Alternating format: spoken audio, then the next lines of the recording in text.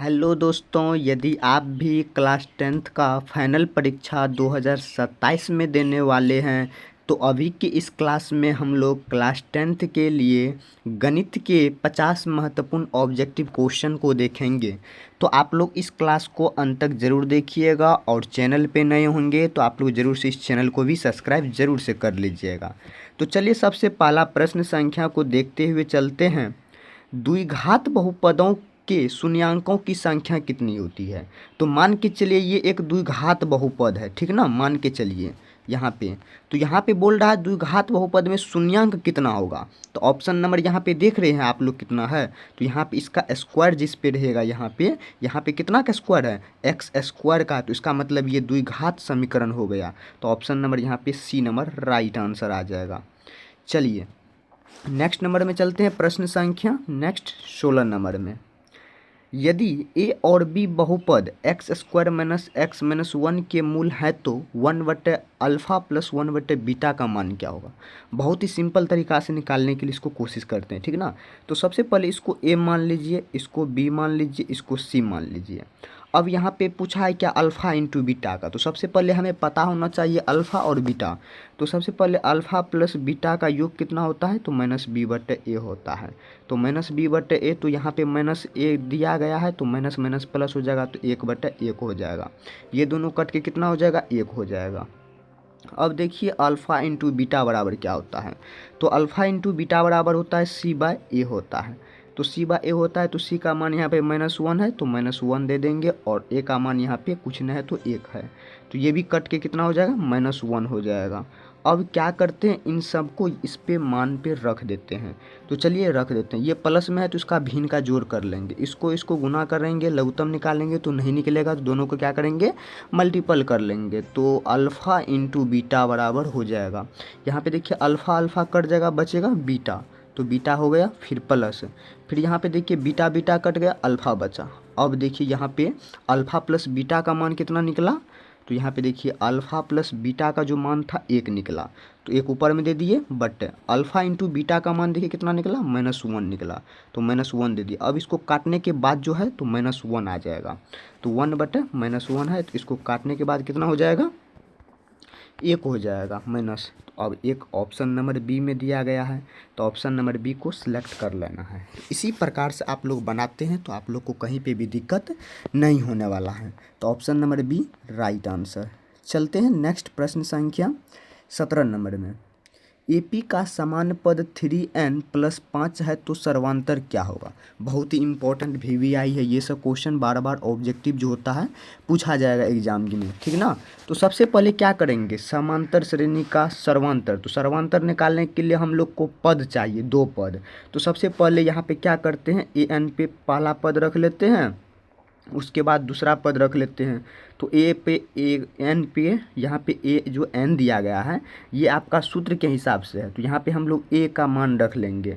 तो 3 गुना 1 प्लस 5 तो कितना हो जाएगा, 3 गुना 3 है तो 5 3 8 हो जाएगा, ठीक। अब एक के मान पे 2 रख लेंगे, तो 3 मल्टीपल 2 प्लस 5 हो जाएगा। अब इसको गुना करने के बाद 3 दूनी 6 5 11 हो जाएगा। अब क्या बोल रहा है, सर्वांतर निकालने के लिए ना, तो हमको यहाँ पे पद मालूम हो गया। तो पद मालूम कितना कितना, 8 और 11। देखिए अब बताते हैं आप लोग को, 8 और 11 ये पद मान के चलिए हुआ, ठीक है ना। निकलने के बाद इसको, अब यहाँ पे क्या पूछा, सर्वांतर। तो सर्वांतर बराबर हम लोग जानते हैं दूसरा पद में से पहला पद को क्या होता है, घटा देना होता है। तो मतलब डी बराबर दूसरा पद, मतलब इसको T2 मान लीजिए, इसको T1 मान लीजिए। तो T2 में से एक को घटा देंगे तो कितना हो जाएगा, 3 हो जाएगा। तो ऑप्शन नंबर यहाँ पे सी राइट आंसर। इस प्रकार से सटीक प्रकार से निकालिएगा तो आप लोग को नहीं दिक्कत होगा। चलिए नेक्स्ट नंबर में चलते हैं, प्रश्न संख्या 18 नंबर में, मतलब √2 √8 √18 √32 डॉट डॉट का सर्वांतर क्या होगा। सेम वही प्रोसेस इसमें भी करना है। तो सर्वांतर मतलब दूसरा पद में से पहला पद को घटा देना होता है। तो चलिए घटाते हैं ये आपका दूसरा पद हुआ, तो √8, फिर यहाँ पे ठीक ना माइनस। तो माइनस कहाँ से, सूत्र के हिसाब से सर्वांतर बराबर ही होता है दूसरा पद में से पहला पद को घटा देना। तो अब पहला पद यहाँ पे क्या है, √2 है। तो अब इसको घटा लीजिए। घटाने के लिए इसको हम लोग को सबसे पहले फैक्टर कर लेना है, ठीक है ना। एलसीएम ले लीजिए 8 का। चलिए 8 का एलसीएम ले लीजिएगा तो यहाँ पे 2 और 4 आ जाएगा, ठीक है ना। तो अब हमको इस प्रकार से इसको लिख सकते हैं ना, इस प्रकार से। तो इसको इस प्रकार से लिख के अब यहाँ पे क्या करना है, √2 कर लेना है। फिर हम लोग इसको इस प्रकार से भी लिख सकते हैं, यहाँ पे 2√2, 2 दूनी 4 हो जाएगा इसका, ठीक है ना। इसको करने के बाद देखिए, एक यहाँ पे बता रहे हैं आप लोग को, 2 दूनी 4 हो जाएगा, 2√2 करेंगे 2 ही हो जाएगा, ये बताने के लिए किए। अब यहाँ पे देखिए ये √2 का √2 हो जाएगा, माइनस का माइनस हो जाएगा, फिर √2 का √2। अब देखिए इसके पीछे में कुछ नहीं तो एक मान लीजिए, एक में से एक जाएगा तो एक ही होगा, लिखा नहीं जाएगा एक, ठीक ना।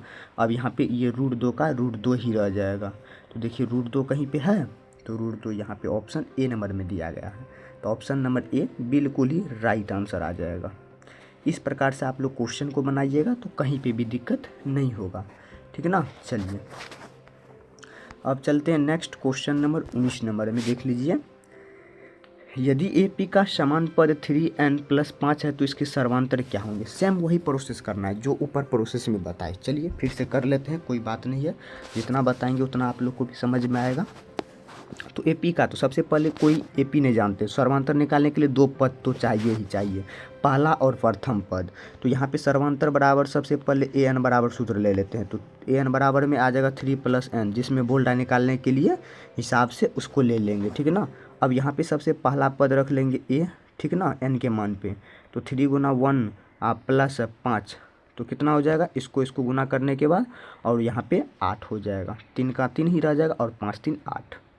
अब a के मान पे 2 रखेंगे, तो 3 × 2 + 5, 3 दूनी 6, 5 11। अब हमको क्या निकला, प्रथम पद, मतलब प्रथम पद 8 निकला और द्वितीय पद 11 निकला। याद रखिएगा, प्रथम पद क्या निकला 8 और द्वितीय पद 11, इसको और कुछ मान लेते हैं, ठीक है ना, डॉट डॉट, इस प्रकार से इस हिसाब से निकला हमको। अब क्या पूछा है, सर्वांतर। तो सर्वांतर बराबर आप लोग जानते होंगे, d बराबर होता है T2 - T1, मतलब दूसरा पद में से पहला पद को घटा देना। दूसरा पद हमारा ये हुआ, प्रथम पद ये हुआ, तो दूसरा पद में से पहला पद को घटा देंगे तो कितना हो जाएगा, 3 हो जाएगा। देखिए ऑप्शन कहीं पे दिया गया है 3, तो यहाँ पे दिया गया है 3, ऑप्शन नंबर यहाँ पे C नंबर राइट आंसर। इस प्रकार से आप लोग सॉल्यूशन कीजिएगा तो कहीं पे भी दिक्कत नहीं होगा, ठीक है ना।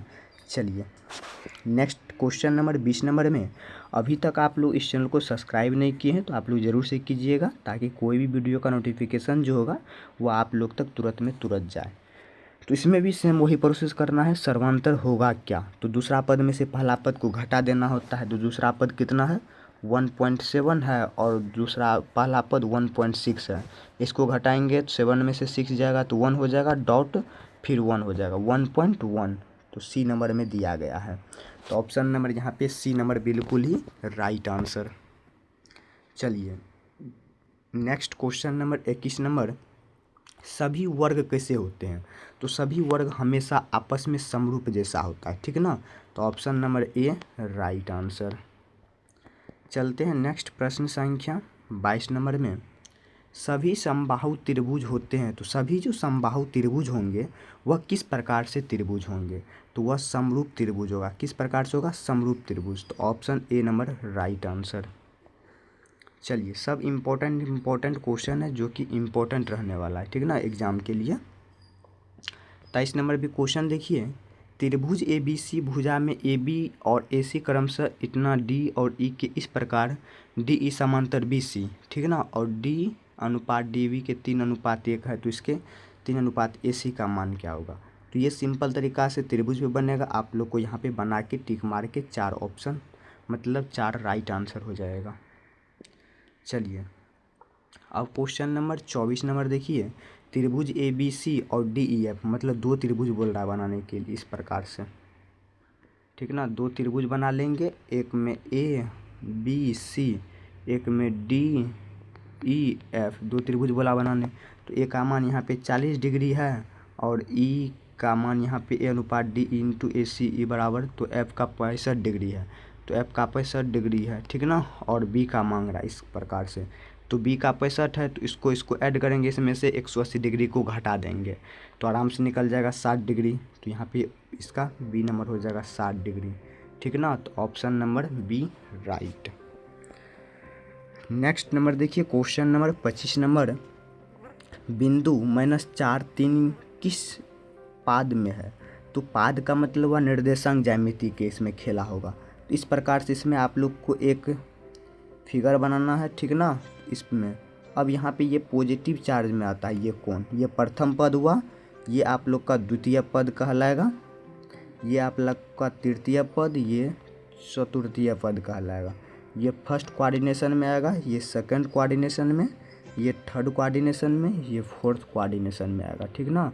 चलिए, तो ये पूछा किस चतुर्थांश में है, तो ऑप्शन नंबर यहाँ पे देख लीजिए, एक मिनट, यहाँ पे देखिए, ये प्लस में हो जाएगा, ये माइनस में हो जाएगा, ये माइनस में हो जाएगा, ये प्लस में हो जाएगा, इस प्रकार से, ठीक ना। तो अब जो ये पाद है, ये -4 और 3, तो -4 इसमें है और +3 इसमें है, तो इसका मतलब द्वितीय पाद में ये समीकरण मतलब ये अंक को प्रदर्शित किया गया यहाँ पे, तो option number B right answer हो जाएगा। चलिए, नेक्स्ट प्रश्न संख्या 26 नंबर में, किसी बिंदु की y अक्ष से दूरी उस बिंदु का क्या कहलाता है?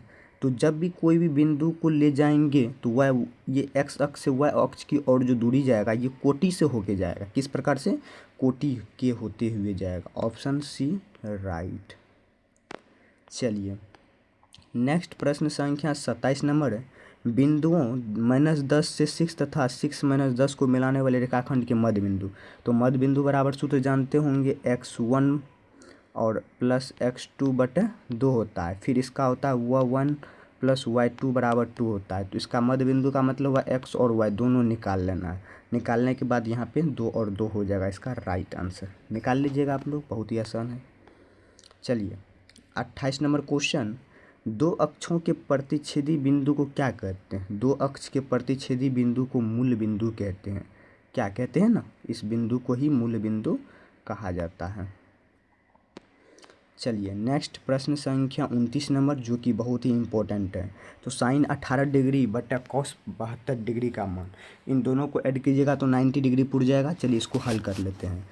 तो सबसे पहले यहाँ पे देखिए, साइन 18 डिग्री, ठीक ना, अब कॉस 72 डिग्री, इसको हल कीजिए, या तो इसको चेंज कर लेते हैं या तो इसको कर लेते हैं, ऊपर वाले को चेंज कर लीजिए।